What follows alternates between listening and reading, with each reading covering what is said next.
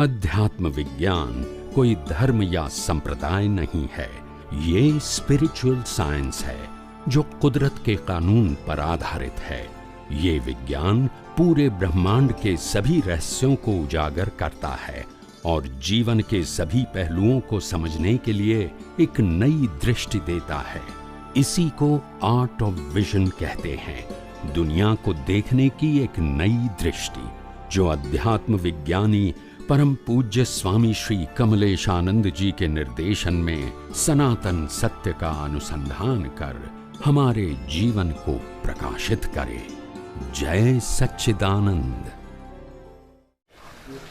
एक भाઈએ મને કીધું કે આટલું બધું જ્ઞાન, આટલું બધું વિજ્ઞાન આપણે જાણવાનું શું એચીવ કરવા માટે? ઉત્તમભાઈ, મેં કહું હીરોમાંથી ઝીરો થવા માટે। શું કીધું? તો કે ઝીરો થવા આપણે જાણવાનું, લોકો હીરો થવા માટે જાણે, તમે ઝીરોની વાત કરો છો? એમ કહું આ તો ઊંધું છે ભાઈ। હીરોમાંથી શું થવાનું? પણ એ ભાઈએ પૂછ્યું તું મને દાખલો આપો। શું કીધું? દરેક વસ્તુનો દાખલો। મેં કીધું ભાઈ હવે કોઈ ડિક્શનરીમાં તો છે નહીં, ચોપડીઓમાં છે નહીં, આપણે મંગાવીશું મહિના પછી। એવું હોય? જ્ઞાની પુરુષને આવું ના હોય, એને જવાબ રેડીમેડ હોય। કેવા હોય? એક્ઝેક્ટ એની સામે છે, એટ અ ટાઈમ પ્રેઝન્ટ હોય। કેવા હોય? એને પ્રેઝન્ટ કરવા ના પડે, એને વિચારવા ના પડે, હાજર જ હોય, એના દર્શનમાં દેખાયા કરે ને જોઈને બોલવાનું હોય, વિચારીને ના બોલવાનું હોય। તો પછી મને કે સાહેબ દાખલો આપો। તમે ભૂલી તો ગયા, એ સ્થૂળ ભાષામાં સમજાયું પણ એક્ઝેક્ટ ગેર બેસી નથી। તો દાખલો આપો જેથી અમે વાતને ડાયજેસ્ટ કરી શકીએ અમારી ભાષામાં। એટલે મેં પૂછ્યું આપણે આ ગ્રાઉન્ડ ફ્લોર છે ને, એ ગ્રાઉન્ડ ફ્લોર શું છે? તો કે સંસાર છે, અને ફર્સ્ટ ફ્લોર છે એ મોક્ષ અથવા કેવળ જ્ઞાન છે। એ બેની વચ્ચે શું છે? સીડી છે, 10 પગથિયા વાળી સીડી।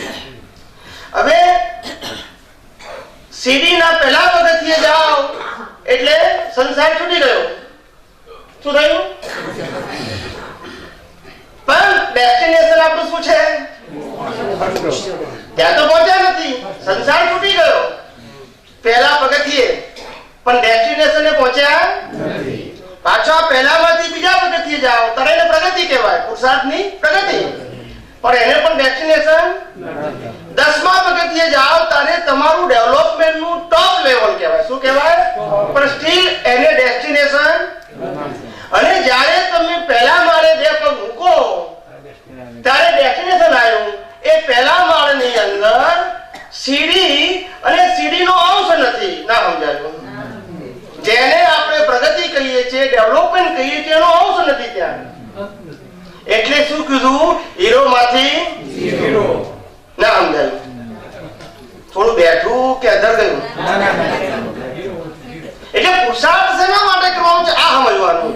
અનાદિકાળથી પ્રાપ્ત કરેલું મિથ્યા જ્ઞાન ને મિથ્યા દર્શન, જેને આપણે જ્ઞાન રૂપે એક્સેપ્ટ કર્યું હતું, એને જ્ઞાની પુરુષે આપેલા જ્ઞાનથી ડિવાઇડ એટલે કે ભાગાકાર કરવાનો છે। એકવાર અજ્ઞાન ખલાસ થઈ ગયું તો જ્ઞાન તો છે। અને એ અજ્ઞાન ફિઝિકલ કે સ્પીચ કે થોટ રૂપે નથી, એ અજ્ઞાન છે બિલીફ રૂપે।